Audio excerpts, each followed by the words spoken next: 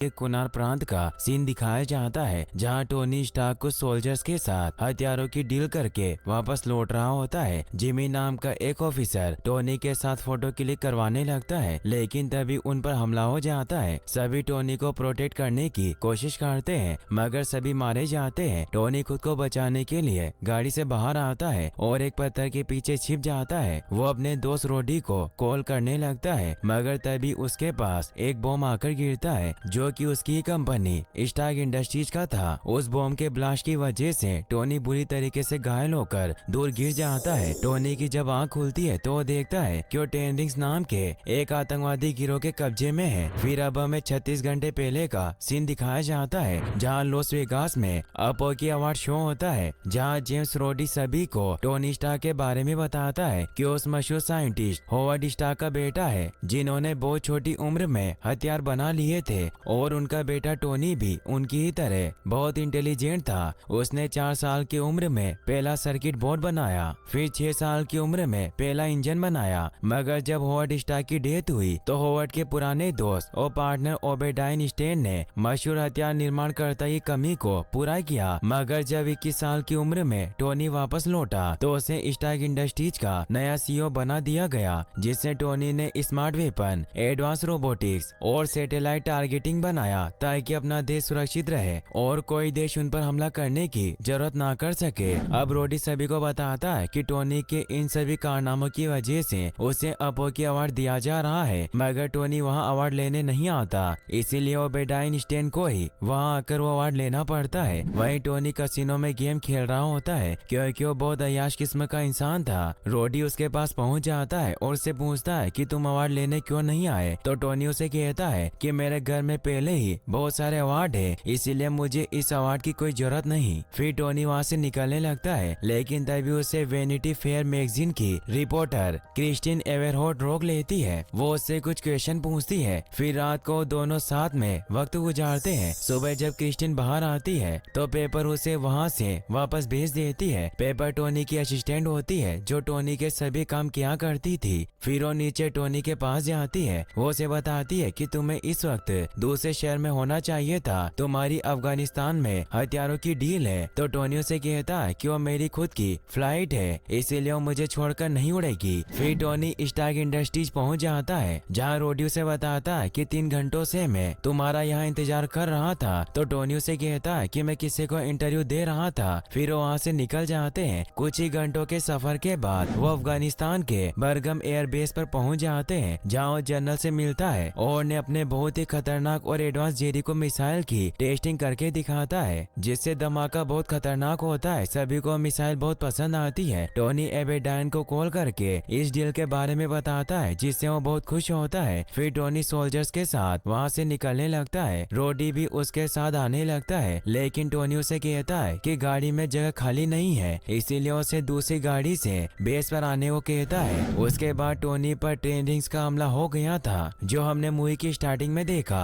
अब ten rings ने उसे पकड़ लिया था। टेन रिंग एक गुप्त अपराधी और आतंकवादी संगठन होता है। टोनी का इलाज किया जाता है, जिससे उसे बहुत दर्द होता है। टोनी की जब आँख खुलती है तो वो देखता है कि वो एक बेटी के साथ जुड़ा हुआ है। इससे वो बहुत हैरान होता है। वो देखता है कि उसके सीने में एक डिवाइस लगी हुई है। वो वहाँ मौजूद यिनसेन नाम के आदमी से इस बारे में पूछता है, तो यिनसेन उसे बताता है कि मैंने यह सब तुम्हारी जिंदगी बचाने के लिए किया, क्योंकि उस मिसाइल ब्लास्ट की वजह से तुम्हारे शहर में बहुत छोटे छोटे लोहे के टुकड़े चले गए थे। जितने टुकड़े में निकाल सकता था उतने निकाले, पर अब भी तुम्हारी बॉडी में बहुत से छोटे टुकड़े हैं, जो सब तुम्हारे दिल की तरफ बढ़ रहे हैं। इसीलिए मैंने तुम्हारे सीने में इलेक्ट्रोमैग्नेट फिट किया, और अगर मैं ऐसा नहीं करता तो तुम 1 हफ्ते से ज्यादा जिंदा नहीं बच पाते। टोनी उससे पूछता है कि हम अभी कहाँ हैं, लेकिन तभी वहाँ कोई आने लगता है, इसीलिए यिनसेन उसे अपने हाथ ऊपर करने को कहता है। तभी वहाँ अबू बकर अपने साथियों के साथ आ जाता है। अबू बकर टेन रिंग का एक मेंबर होता है। वो टोनी से कहता है कि तुम्हारा यहाँ स्वागत है, हम चाहते हैं कि तुम हमारे लिए जेरिको मिसाइल बनाओ, जिसको तुमने जनरल को चलाकर दिखाई थी। और वो उन्हें उसका फोटो दिखाता है। टोनी साहब मना कर देता है कि मैं तुम्हारे लिए वो मिसाइल नहीं बनाऊंगा। तो टोनी को टॉर्चर करने लगते हैं। वो उसे पानी में डुबोते हैं और बाहर ले आते हैं, जहाँ टोनी देखता है कि अफगानिस्तान से बहुत दूर गुफाओं के बीच है, और वहाँ उन आतंकवादियों के पास उसकी कंपनी स्टार्क इंडस्ट्री प्रेस्टीज के बहुत सारे हथियार मौजूद थे। अब वो टोनी से कहता है कि हमारे पास जेरिको मिसाइल बनाने का सभी सामान मौजूद है और तुम्हें जो चाहिए वो सभी सामान हम ला कर देंगे, और जैसे ही तुम जेरिको मिसाइल बना दोगे हम तुम्हें आजाद कर देंगे। टोनी को पता था कि उसे आजाद नहीं करेगा, इसीलिए उसे झूठ बोलकर हाँ कर देता है कि वो उसके लिए जेरिको मिसाइल बनाएगा।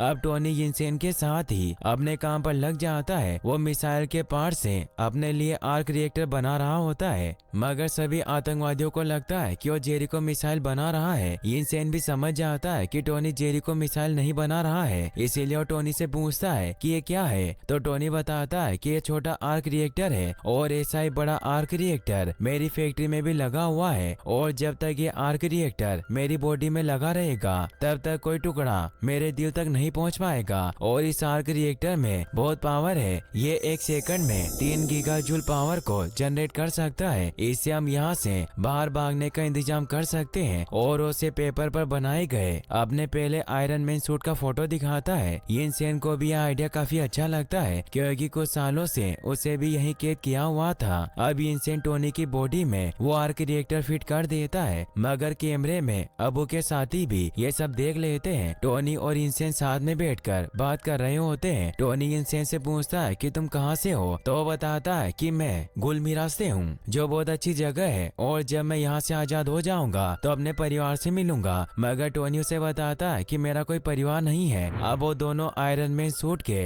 पार्ट्स बनाने के काम में लग जाते हैं। 10 रिंग का लीडर रजा टोनी को देखकर समझ जाता है कि वो जेरिको मिसाइल नहीं बल्कि कुछ और बना रहा है, इसीलिए वो टोनी के पास आता है। वो यिनसेन से पूछता है कि आखिर यहाँ असल में हो क्या रहा है, तुम्हें बहुत वक्त गुजर गया लेकिन अभी तक जेरिको मिसाइल क्यों नहीं बना। तो यिनसेन उसे बताता है कि टोनी बहुत मेहनत कर रहा है लेकिन ये बहुत मुश्किल काम है, मगर रजा समझ गया था कि वो कोई साजिश कर रहे हैं, इसीलिए उसे घुटनों पर बिठा देते हैं और वो एक अंगारे को उसके मुंह में डालने लगता है। ये देखकर टोनी उसे कहता है कि मेरे काम का आदमी है, तो रजा उसे छोड़ देता है और टोनी से कहता है कि मैं तुम्हें कल तक का वक्त देता हूँ, मेरी जेरिको मिसाइल तैयार हो जानी चाहिए। अब टोनी पूरी रात मेहनत करके अपने आयरन मैन सूट को पूरा कर लेता है। यिनसेन अब उसे वो सूट पहना देता है और उसे सेट करने लग जाता है। रजा देख लेता है कि वो दोनों कुछ कर रहे हैं, इसीलिए अपने 2 साथियों को चेक करने भेजता है, मगर जब वो गेट खोलते हैं तो टोनी के लगाए बॉम्ब से दोनों ब्लास्ट हो जाते हैं। यह देखकर रजा अपने साथियों को उस तरफ भेजता है। यिनसेन टोनी के सूट में क्लाउड से डेटा इंस्टॉल करने लग जाता है। टोनी उसे कहता है कि तुम यहाँ छिप जाना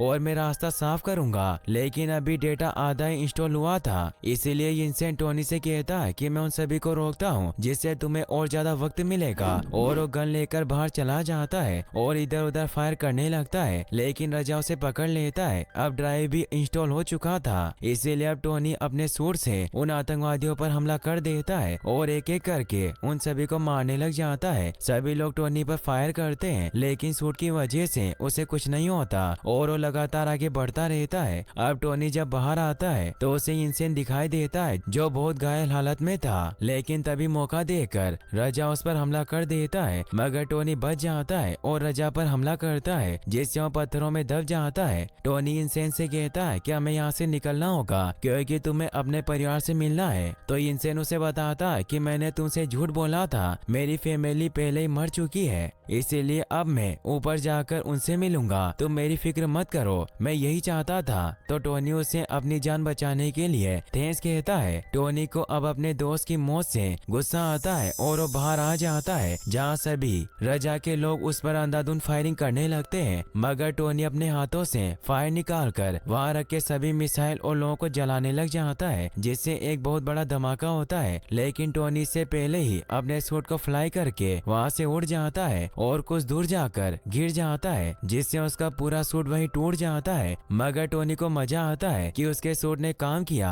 और अब वो अपना मुंह ढककर मदद के लिए आने का इंतजार करता है, क्योंकि उसे पता था कि उसका दोस्त रोडी उसे ढूंढ रहा होगा। और कुछ ही दिनों के बाद रोडी फाइनली उसके पास पहुंच जाता है। रोडी उसे मिलकर खुश होता है। अब वो वापस से अमेरिका आ जाते हैं। पेपर उसे जिंदा देखकर खुश होती है और उसे हॉस्पिटल लेकर जाने लगती है। तो टोनी उसे कहता है कि मुझे अभी कुछ जरूरी कदम उठाने हैं, मैं 3 महीने कैद में था। फिर वो घर पर एक प्रेस कॉन्फ्रेंस बुलाता है जहाँ ओबेडाइन भी आ जाता है, जो टोनी को जिंदा देखकर बहुत खुश होता है। पेपर के पास शील्ड का एजेंट फिल आता है है जो उसे अपना कार्ड देता हुआ बताता है कि मुझे टोनी से कुछ बात करनी है कि आखिर कैसे जिंदा बचकर लौट सके। तो पेपर उन्हें बताती है कि आपकी उनके साथ अपॉइंटमेंट फिक्स कर दूंगी। वहीं टोनी सभी रिपोर्टर से कहता है कि आपको बैठ जाना चाहिए। तो सभी टोनी की बात मान लेते हैं। टोनी सभी को बताता है कि मैंने अपने ही हथियारों से अपने जवानों को मरते हुए देखा जिन्होंने मुझे बचाने की कोशिश की। फिर उन आतंकवादियों ने मुझे पकड़ लिया जिनके पास मेरी कंपनी के सभी हथियार थे। इसीलिए मैं अपनी स्टार्क इंडस्ट्रीज की हथियार निर्माण डिवीजन को बंद कर दूंगा। सभी से हैरान हो जाते हैं। टोनी सभी से कहता है कि मेरे पास बहुत कुछ है जो मैं इस दुनिया को दे सकता हूँ विस्फोट के सिवा। ओबेडाइन ऐसा नहीं चाहता था, इसीलिए वो टोनी को वहाँ से भेज देता है। वो फैक्ट्री में टोनी के पास जाता है और उसे कहता है कि तुमने गलत फैसला लिया। अगर हम हथियार ही नहीं बनाएंगे तो शेयर बाजार में हमारा शेयर गिर जाएगा, इसीलिए हमें हथियार बनाने होंगे, यही हमारा काम है। तो टोनी उसे कहता है कि मैं नहीं चाहता कि लाशों के ढेर लगाना हमारी विरासत हो और मैंने जो तबाही देखी उसके बाद मैं नहीं चाहता कि हम हथियार बनाएं, क्योंकि हम कोई बेहतर काम नहीं कर रहे, लेकिन हम कोई बेहतर काम कर सकते हैं और जरूर करेंगे। मुझे लगता है कि हमें आर्क रिएक्टर की तकनीक को फिर से जांचना चाहिए और उसे अपना आर्क रिएक्टर दिखाता है। तो ओबेडाइन उसे कहता है कि हम दोनों एक टीम है, हम जो चाहे वो कर सकते हैं और तुम्हारे इस फैसले की वजह से हमें बोर्ड मेंबर से बहुत सी बातें सुननी होगी, इसीलिए अब तुम इन मामलों से दूर रहना। तो टोनी भी उसकी बात मान लेता है। अब न्यूज में हर जगह ये खबर फैल जाती है कि स्टार्क इंडस्ट्रीज अब हथियार नहीं बनाएगी। पेपर भी ये न्यूज देख रही होती है, तभी उसे टोनी का कॉल आता है और उसे अपने पास नीचे बुलाता है, जहाँ टोनी उसे बताता है कि मैंने नया आर्क रिएक्टर बनाया है। पेपर उसे कहती है कि क्या तुम इसकी वजह से जिंदा हो। तो टोनी उसे कहता है कि अब पुराना हो चुका है, इसीलिए तुम्हें इसे बदलना होगा, मगर इस डिवाइस के नीचे खुली तार अटक गई है, तुम उसे निकाल दो। पेपर काफी डर जाती है। वो टोनी से कहती है कि मुझसे नहीं होगा। टोनी उसे कहता है कि मुझे तुम पर पूरा भरोसा है, तुम ये कर लोगी। तो पेपर मान जाती है और उसके सीने में हाथ डालकर उस खुली वायर को निकाल लेती है और नए आर्क रिएक्टर को फिट कर देती है, मगर इससे वो काफी डर गई थी, इसीलिए उसे कहती है कि आज के बाद ऐसा काम करने को मुझे मत कहना। तो टोनी उसे कहता है कि तुम्हारे सिवा मेरा कोई नहीं है। फिर उससे पूछती है कि मुझे इस पुराने आर्क रिएक्टर का क्या करना है। तो टोनी उसे कहता है कि इसे बर्बाद कर दो, ये मेरे अब किसी काम का नहीं है, मैं पुरानी चीजें संभालने वाला कबाड़ी नहीं हूँ। तो पेपर उस डिवाइस को लेकर वहाँ से चली जाती है। अब टोनी अपना नया आयरन मैन सूट बनाने के काम पर लग जाता है ताकि वो लोगों की हिफाजत कर सके। वो इस प्रोजेक्ट को एक प्राइवेट फोल्डर में रखता है क्योंकि उसे किसी पर भी भरोसा नहीं था। वो अपने पुराने बनाए हुए सूट को मॉडिफाइड करने लगता है। वहीं हम रजा को देखते हैं जो टोनी के वार से जिंदा बच गया था। वो अपने साथियों के साथ टोनी के उस पुराने सूट के पार्ट्स इकट्ठा करने लग जाता है ताकि उसे खुद सूट बना सके। वहीं टोनी दिन रात मेहनत करके अपने सूट पर काम कर रहा होता है। वो उसकी टेस्टिंग करता है जिससे वो बेहतर तरीके से उड़ पाए, मगर वो इसमें कई बार फेल होता है। अगले दिन जब वो अपनी उड़ान को स्टेबलाइज करने के लिए हाथ के डिवाइस बना रहा होता है, तब पेपर उसके पास आती है जो उसके लिए एक गिफ्ट लेकर आई थी। वो उसे बताती है कि ओबेडाइन ऊपर तुम्हारा इंतजार कर रहा है। तो टोनी ऊपर आ जाता है। वो टोनी को बताता है कि बोर्ड मेंबर्स को लगता है कि तुम्हारा हथियार न बनाने का फैसला गलत है, इसीलिए उनका कहना है कि वो कोर्ट में जाएंगे। तो टोनी उसे कहता है कि शेयर नीचे गिरने से कोई फर्क नहीं पड़ता क्योंकि कंपनी के ज्यादा शेयर तो हमारे पास है। तो ओबेडाइन उसे समझाता है कि बोर्ड मेंबर्स के पास भी कंपनी का हक है और उनका मानना है कि तुम्हारा नया फैसला ठीक नहीं है। तो टोनी उसे कहता है कि मैं एक जिम्मेदार इंसान बन रहा हूँ। यह कहकर वो वापस नीचे जाने लगता है। तो ओबेडाइन उसे कहता है कि हमें कंपनी को चलाने के लिए कुछ नया सोचना होगा, इसीलिए हमें इस रिएक्टर की इंजीनियर से जांच करवानी चाहिए, तुम्हें इसके कुछ नमूने तैयार करने होंगे। तो टोनी इसके लिए साफ इनकार कर देता है कि ये सिर्फ मेरे ही पास रहेगा। तो ओबेडाइन उसे कहता है कि क्या मैं नीचे चलकर देख सकता हूँ कि तुम क्या कर रहे हो, मगर टोनी उसे कहता है कि तुम घर जाकर आराम करो। और अब वो वापस अपने सूट को बनाने के काम पर लग जाता है। काफी कोशिशों के बाद अब वो अपने हाथों और पैरों के डिवाइस की मदद से आसानी से उड़ पाता है। इससे वो बहुत खुश होता है और अब वो अपना पूरा सूट बनाकर तैयार कर लेता है और अपने एआई जारविस को भी उसके अंदर डाल देता है जिससे वो किसी भी चीज को एक्सेस कर सकता था। वो अपने पूरे सूट को टेस्ट करने के लिए उड़ान भरते हुए बाहर आ जाता है जिससे उसे बहुत मजा आता है। वो पूरे शहर में इधर उधर घूमता है। टोनी अब अपने द्वारा बनाए गए SR-71 जेट का रिकॉर्ड तोड़ने के लिए आसमान में बहुत ऊपर जाने लगता है। है, मगर ज्यादा ऊंचाई से उसके सूट में बर्फ जमने लगती है और सूट काम करना बंद कर देता है, जिससे वो तेजी से नीचे गिरने लगता है। इससे टोनी डर जाता है और मैनुअली ही अपने फ्लिप्स खोलता है, जिससे बर्फ फट जाती है और सिस्टम वापस से रिस्टार्ट हो जाता है, जिससे वो नीचे टकराने से बच जाता है। अब वो उड़ते हुए वापस अपने घर पहुंच जाता है, जहाँ जैसे वो लैंड करने लगता है तो अपने सूट के बहुत ज्यादा वजन की वजह से छत को तोड़ता हुआ अपनी कार पर आकर गिरता है। टोनी को इससे चोट लगती है और जब वापस अपनी वर्कशॉप में आता है तो उसे पेपर का लाया हुआ गिफ्ट दिखाई देता है, जिसे जब वो खोलता है तो उसमें वो पुराना आर्क रिएक्टर होता है, जिसे उसने शोकेस की तरह सजा दिया था और उसमें लिखा हुआ था कि आर्क रिएक्टर सबूत है कि टोनी के पास दिल है। टोनी इससे खुश होता है। वहीं हम रजा के आदमियों को देखते हैं जो टोनी के उस पुराने सूट के पुर्जों को जोड़कर वापस वो सूट बना रहे होते हैं। अब टोनी भी अपने सूट के वजन को कम करने के लिए अपने एआई जारविस से कहता है कि हमें सूट के धातु में बदलाव करना होगा। लोहे की जगह सोने और टाइटेनियम धातु का इस्तेमाल करो, जिससे इंजन की ताकत और वजन का अनुपात बना रहेगा। तो जारविस इस पर काम करने लग जाता है। तभी वहाँ टीवी पर न्यूज आती है कि लॉस एंजलिस में टोनी स्टार्क का वार्षिक समारोह शुरू होने वाला है, मगर ओबेडाइन ने टोनी को वहाँ नहीं बुलाया था, जिससे सभी को लगता है कि टोनी उस शो में नहीं आएगा। तभी जारविस टोनी को बताता है कि मैंने गोल्ड और टाइटेनियम से नया सूट बनाकर तैयार कर दिया है। तो टोनी उसे अपनी कार के जैसा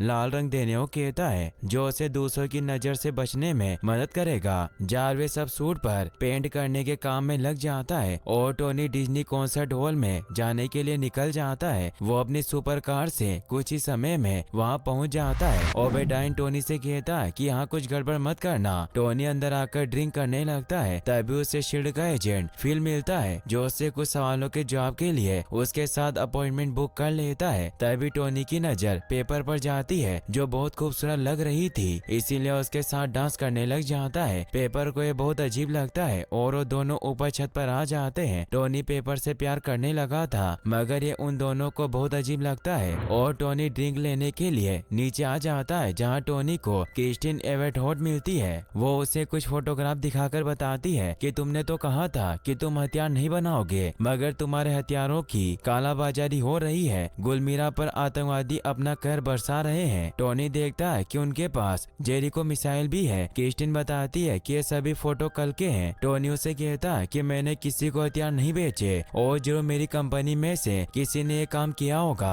टोनी इस बारे में ओबेडाइन से पूछता है कि क्या तुमने उन आतंकवादियों को हथियार बेचे, मगर ओबेडाइन उसे कोई जवाब नहीं देता। टोनी न्यूज में देखता है कि गुलमीरा के लोगों पर आतंकवादी बहुत अत्याचार कर रहे हैं और उन्हें उनके गांव से भगाया जा रहा है। टोनी को इससे बहुत गुस्सा आता है, क्योंकि गुलमीरा वही गांव था जहां इंसेन रहा करता था। टोनी देखता है कि उसके हाथ के शूटर बहुत पावरफुल हैं, इसीलिए वो सोचता है कि वो आसानी से ट्रेनिंग को खत्म कर सकता है। इसीलिए वो थोड़ी प्रैक्टिस करने के बाद अपना सूट पहन लेता है और गुलमीरा के लोगों को बचाने के लिए निकल जाता है। वहीं गुलमीरा में अबू बकर अपने आदमियों के साथ सभी लोगों को मार रहा था और उनके बच्चों और वाइफ को बंदी बना लेता है। एक बेटा अपने पिता के पास जाने लगता है, जिससे गुस्सा होकर अबू बकर उसे मरवाने लगता है, मगर तभी वहाँ टोनी पहुँच जाता है और एक बहुत ही खतरनाक एंट्री लेता है और एक एक करके अबू के सभी आदमियों को खत्म करने लग जाता है। यह देखकर अबू के लोग उन मासूम लोगों पर गन तान देते हैं, तो टोनी अपने एडवांस हथियार से उन्हें एक ही बार में शूट करके खत्म कर देता है। सभी लोग इससे खुश होते हैं। अबू रजाओ कॉल करने लगता है, मगर इससे पहले ही टोनी उसे दीवार तोड़कर बाहर निकाल लेता है और उसे लोगों के बीच में छोड़कर चला जाता है। अब वो सभी लोग अबू पर हमला कर देते हैं। टोनी रजा के मिसाइल को भी खत्म करने जाने लगता है, मगर तभी एक टैंक के हमले से वो नीचे गिर जाता है। इसीलिए टोनी उस टैंक को खत्म कर देता है और सभी लोगों को मारकर वहाँ मौजूद जेरिको और बाकी सभी मिसाइल को भी खत्म कर देता है। रजा भी उसे दूर से टोनी को जाते हुए देख लेता है। वहीं कैलिफोर्निया की एयरफोर्स को भी इस हमले के बारे में पता चल जाता है कि किसी ने आतंकवादी दल पर हमला किया है, मगर उन्हें समझ नहीं आता कि हमला किसने किया होगा।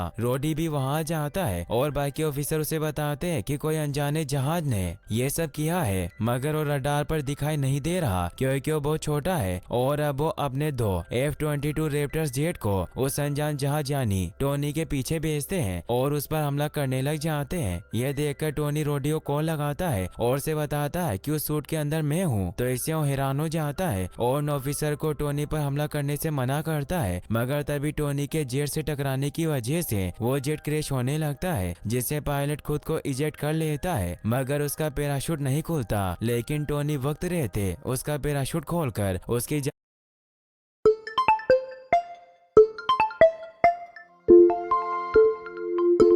पैराशूट नहीं खुलता, लेकिन टोनी वक्त रहते उसका पैराशूट खोलकर उसकी जान बचा लेता है। अब टोनी वापस से अपने घर जाने के लिए निकल जाता है। पेपर जब नीचे टोनी के पास आने लगती है तो वो देखती है कि गेट टूटे हुए हैं और टोनी वहां अपने सूट को खोलने की कोशिश कर रहा होता है, क्योंकि उसने सूट की फिटिंग बहुत टाइट की थी, इसीलिए उसे निकालने में बहुत दिक्कत हो रही थी। ये देखकर पेपर हैरान होती है, क्योंकि उसके सूट पर गोलियां लगी थी। वहीं हम रजा को देखते हैं, जिसके पास ओबेडाइन मिलने आता है, क्योंकि ओबेडाइन ने ही रजा को हथियार बेचे थे। ओबेडाइन रजा से कहता है कि मैंने तुम्हें पहले ही कहा था कि टोनी को मार देना जब तुमने उसे पकड़ा था। तो रजा उसे कहता है कि तुमने हमें उसे मारने की बहुत कम कीमत दी थी। ओबेडाइन अब उससे उस सूट के बारे में पूछता है जो टोनी ने पहले बनाया था। तो रजा उसे अंदर लेकर जाता है और उसे बताता है कि इसी सूट की वजह से टोनी भाग पाया, मगर वो ज्यादा दिन तक नहीं बच पाएगा, क्योंकि उसका ये पहला बनाया सूट बहुत पावरफुल है। अगर ये हमारे पास रहा तो हम पूरे एशिया पर हुकूमत कर सकते हैं, मगर तुम स्टार की कंपनी चाहते हो, इसीलिए हमारा दुश्मन एक ही है। हम साथ काम कर सकते हैं। मैं तुम्हें डिजाइन दूंगा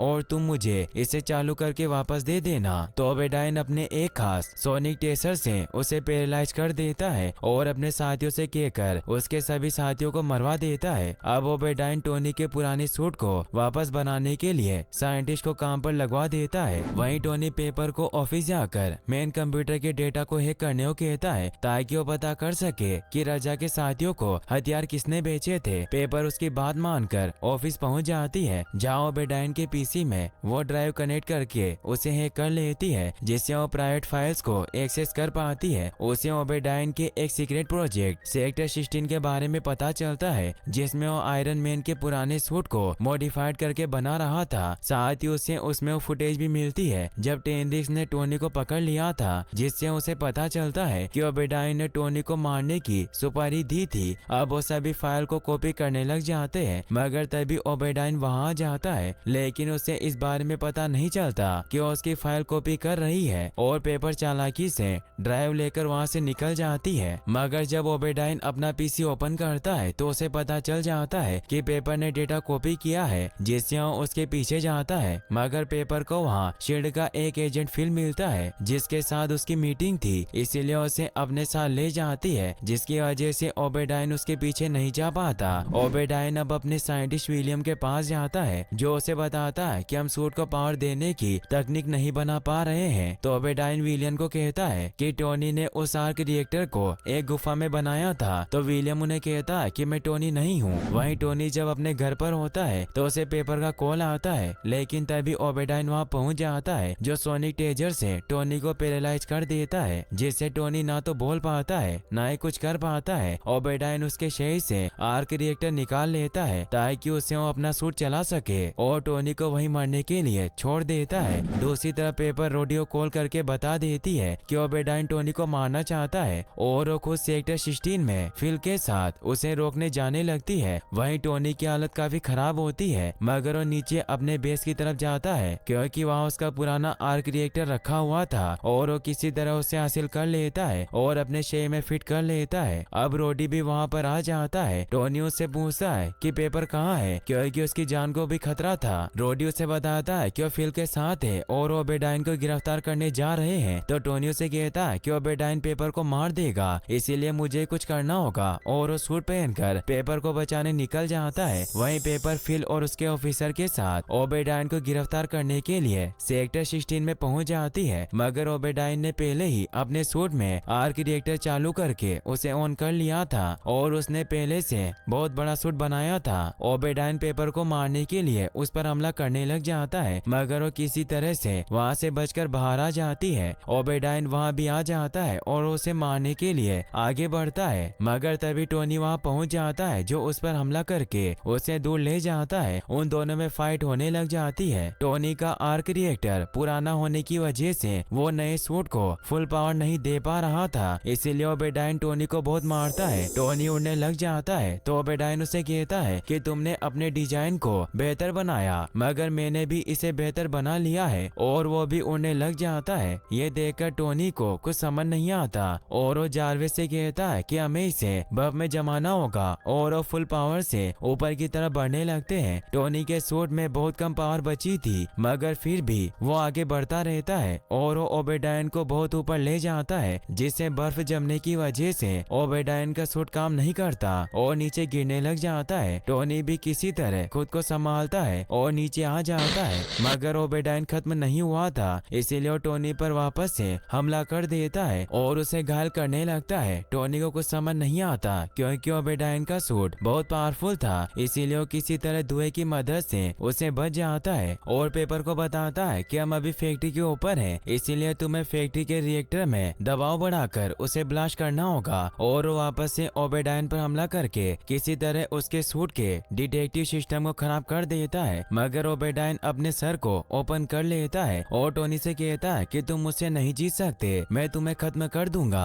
मगर तभी टोनी पेपर से कहकर रिएक्टर के बटन को दबा देता है, जिससे बहुत एनर्जी रिलीज होती है। टोनी दूर गिर जाता है और वो सारी एनर्जी ओबेडाइन को अपनी चपेट में ले लेती है, जिससे वो रिएक्टर के ऊपर गिरकर खत्म हो जाता है और एक जोरदार ब्लास्ट होता है। टोनी की जान बच जाती है क्योंकि उसके सूट में अभी भी कुछ पावर बची थी। फिर हम अगले दिन का सीन देखते हैं, जहाँ न्यूज में ये खबर फैल जाती है कि आयरन मैन ने इस सिटी और गुलमीरा को आतंकवादियों से बचाया, इसीलिए सभी उसे हीरो मानने लग गए थे। फिर टोनी को एक कवर स्टोरी सुनाता है ताकि किसी को पता न चले कि वो आयरन मैन है, मगर जब टोनी प्रेस कॉन्फ्रेंस में जाता है तो वो सभी को बता देता है कि वही आयरन मैन है। सभी से चौंक जाते हैं और यहीं पर ये मूवी एंड हो जाती है।